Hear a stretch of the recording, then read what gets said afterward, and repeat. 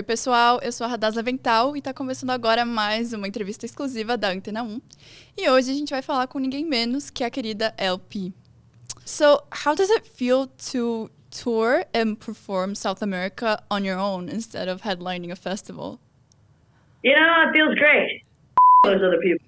I like being on. Yeah, no, it feels good. I mean, I always like, going back to a place after a festival, and because it's like you just get like the real deal, So I'm excited to go through South America on my own, especially Brazil. Perfect. So, what are your expectations for your concerts here? Because it's going to be a longer concert, right? Yeah, just like, undying love, devotion from people. Right. Just, casual. Just going deeper, we're going to play for like over 90 minutes probably, and people are going to get like a lot of, different songs from different records, Fun. And it's going to be good. I think it should be a fun-packed evening, and I never know what to expect from shows. I like them to stay like kind of like fresh and kind of what do they call that? Spontaneous. Right. Yeah, I like that. So you mentioned, the undying love that your fans have for you. Many people would describe Brazilian fans as intense and passionate. Do you agree with that?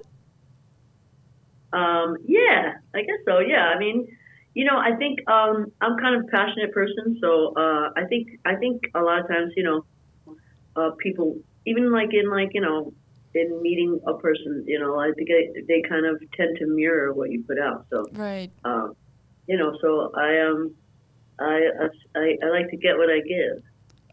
Cute, I like that. So what were your first impressions of the crowd at Lollapalooza last year? I was like, holy I mean, it was, we had a whole, I think Brazil was the one that got like, there was a storm. Yeah, that happened. We were a little crazy. It was like, and then my guys like almost got blown off the stage. Like a bunch of got blown, like Oh, wow. a bunch of our got blown off the stage, and including like one of the guys. Like they were like, when I saw them right before we went on, they were freaked out. So I wasn't as much because I was like locked in the room when the there. But yeah, like everybody had already just like been evacuated and came back in. So I think everybody was a little like, what just happened? Yeah. But, right. But great. We had. I remember that was a show.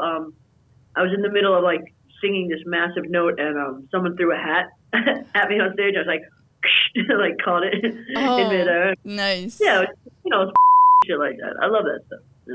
It's fun. It was a very cool audience. Great. Well, I think you're gonna love it here, your second time around. Well, speaking of Brazil, do you know any Brazilian artists or songs that you listen to frequently? I always get confused about what's actually what.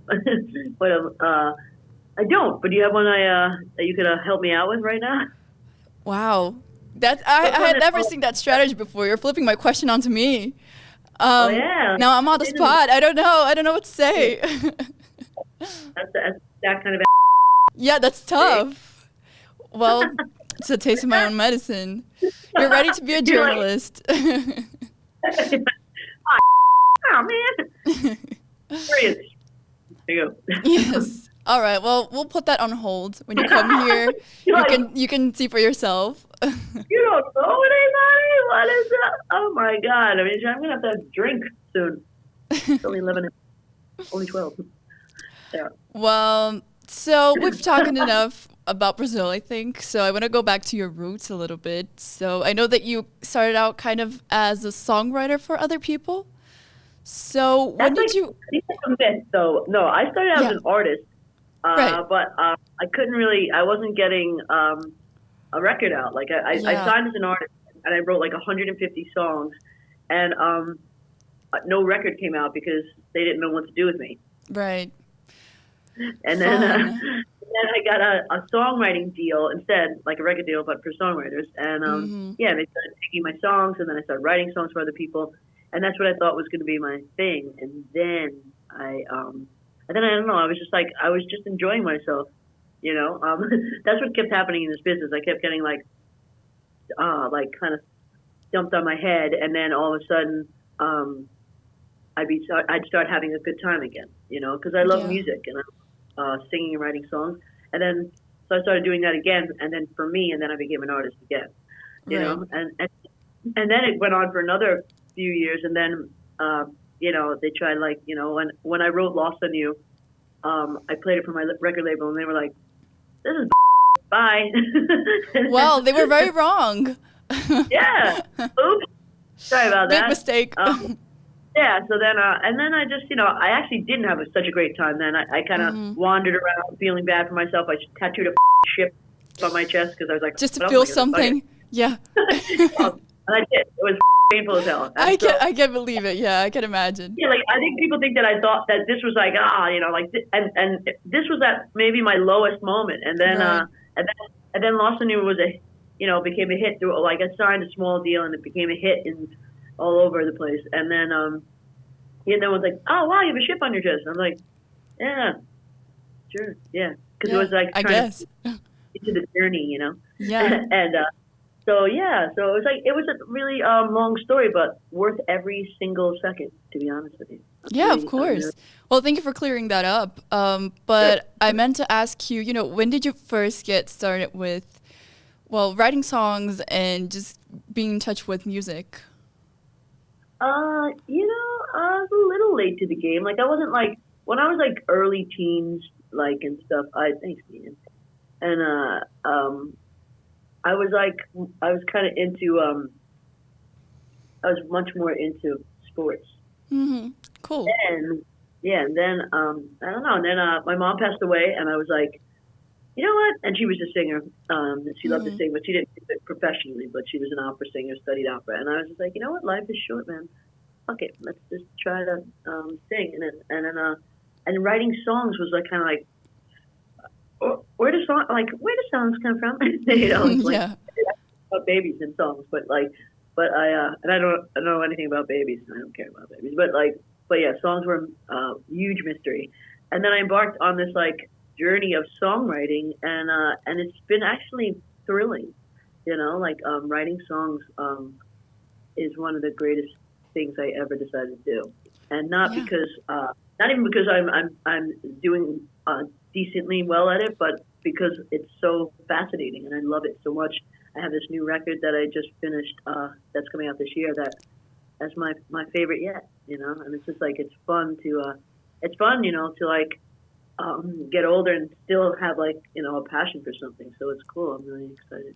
Yeah, that makes sense. Well, I look forward to hearing your new record. Please let us know when it's out. I will.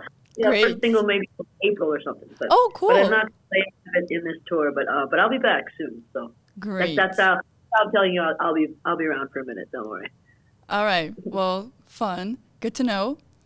So when did it first click to you that?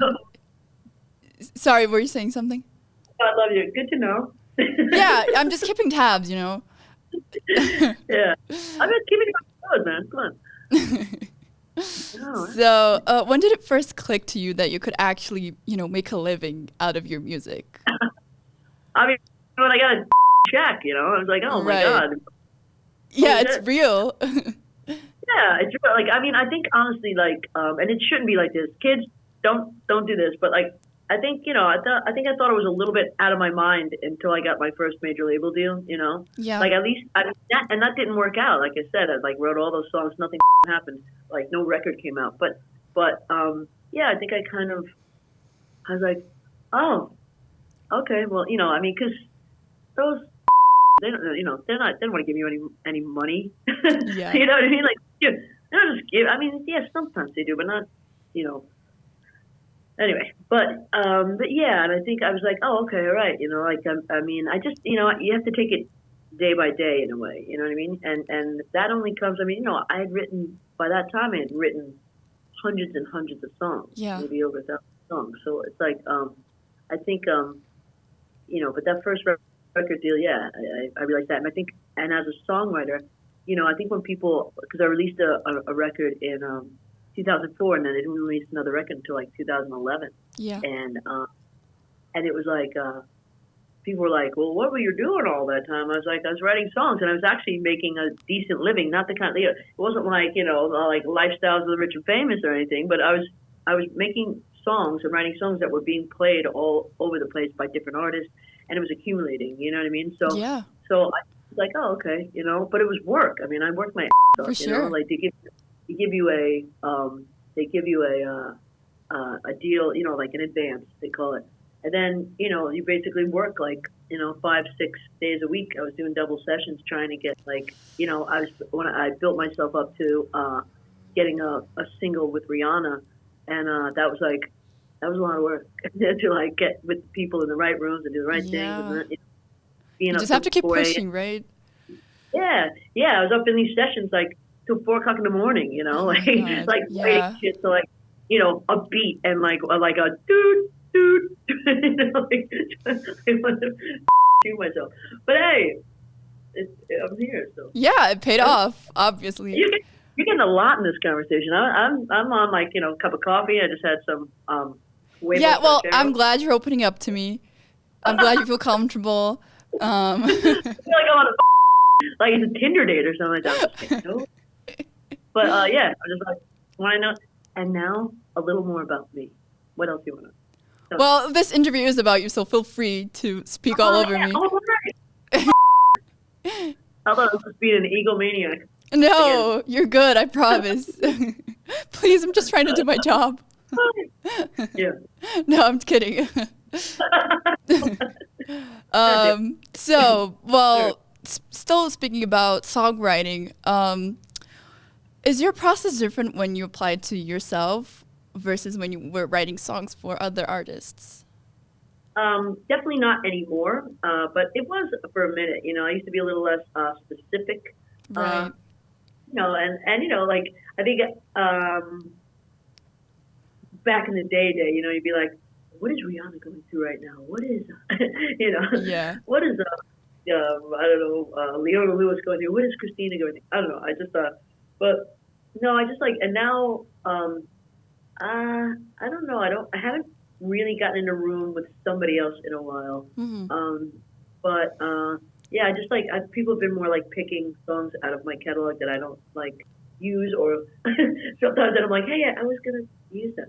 But right. Yeah, it's not that much different because I think I just like I try to write like. Yes, specifically, but also kind of like,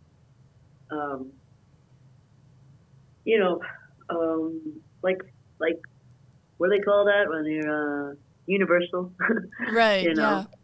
Like relatable songs.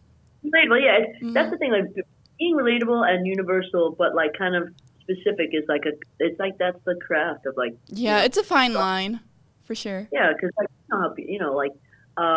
you have a song like my friend Dan Nigro and produced this with Olivia Rodrigo and wrote it, but that driver's license song. Yeah. Like that's definitely specific to her, but a lot of people have gone through that.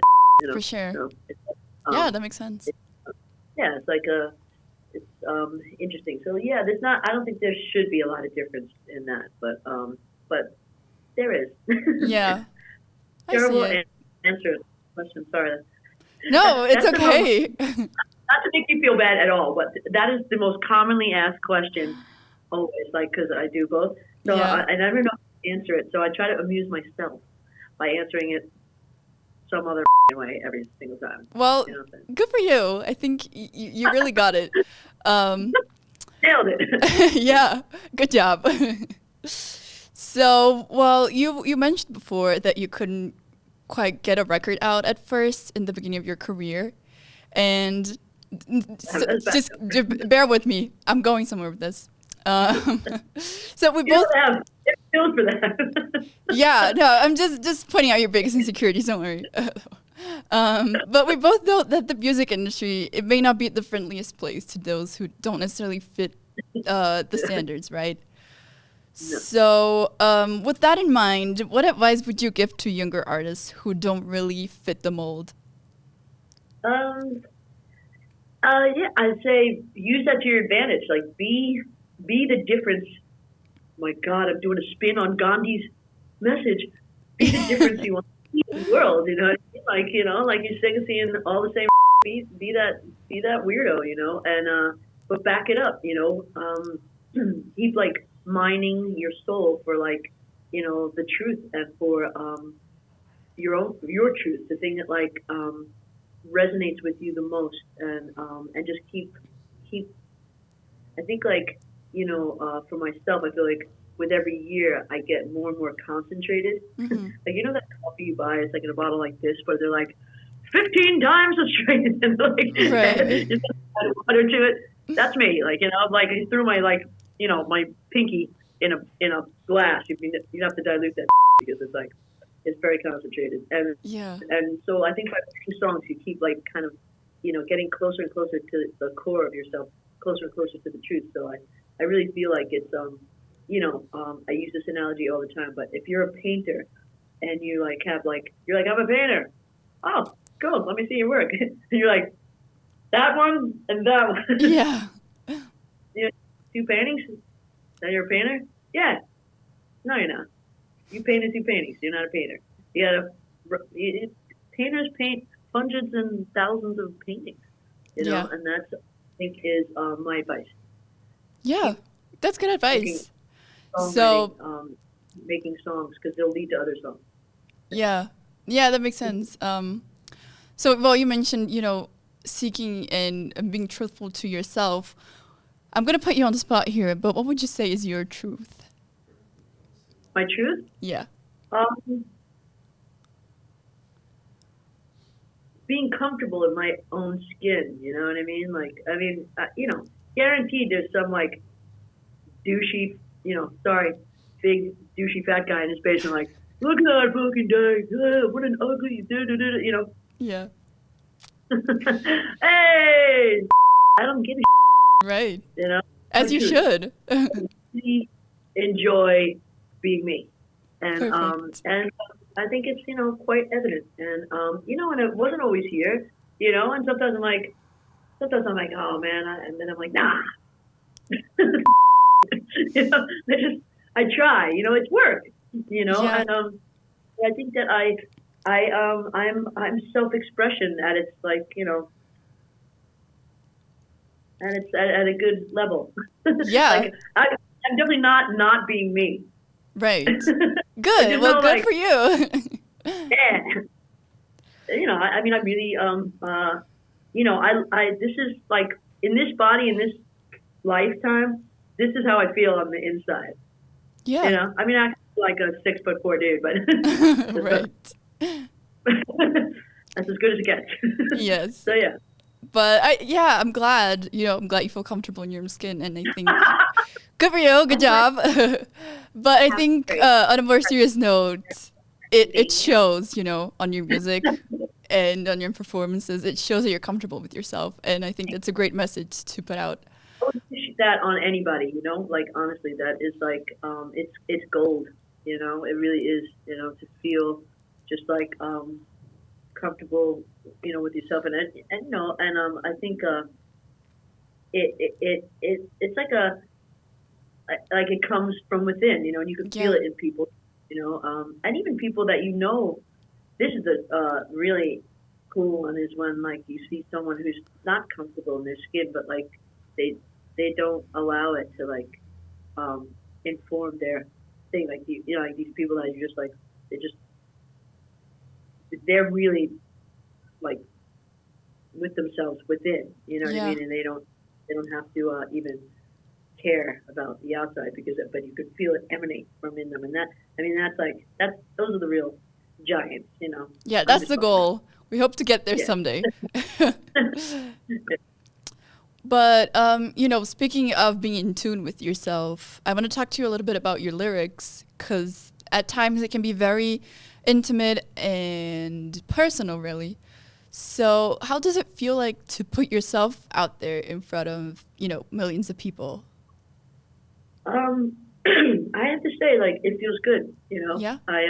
That's the whole point for me. It's just like, I don't know, how can I say something very vulnerable and intimate, and have it kind of, you know, wash over you in a way that, like, kind of impacts you, but doesn't, like, make you kind of cringe. Yeah. You know? I think that's what, like, I think songs in general are, like, very, like, subliminal like that. I think they hit you in, like, different chakras, you know, for sure. You know, like, even, like, you know, I mean, I've had, you know, hits and in other countries where, like, I know people don't really know what I'm saying, but I think they can feel me. Yeah, like, for sure. Voice, how I'm singing it. So yeah, I think there's a lot involved with, like, you know, it's like they, you know, it's like why they make cough medicine taste like cherries, you know, or whatever, because Yeah. it didn't have any taste, it tastes terrible. And so I think that's a song in a nutshell. You're, like, you're trying to, like, blend, like, difficult themes and heartbreaking into a you know, a nice little package that kind of, like, sinks in over time. And that's, Yeah. you know, and that's why, like, you know, the goal is to write a song that, like, that people want to listen to over and over and over again. Obviously, Right. that's the whole point. And each time, I mean, there's those songs that, you know, like, you always wish to make that, like, every time a person hears it, it's like they're hearing another level or something. You know, Yeah. like, I mean, I have my, like, songs that I love like that. So yeah, I don't feel weird about it at all. I just, like, always kind of, you know, like, every album, like this new album that I'm sitting on right now, is just like I'm like, you know, just kind of, I try to take away the expectations of, like, oh shit, you know, what are people going to think about these Yeah. feelings that I'm talking about, in a good way, and not a bad way. Just, are they going to like it? You know, what is going to be like? And I don't want to get too ahead of myself of what it's going to be, or too, like, you know, I want to stay excited. Well, that was a beautiful analogy, by the way. Thank you for sharing that with us today. Thank you for sharing the class. E essa foi a nossa conversa com a LP. Espero que vocês tenham curtido tanto quanto eu. Não esqueçam de comentar aqui embaixo o que vocês acharam, de curtir, de compartilhar o vídeo.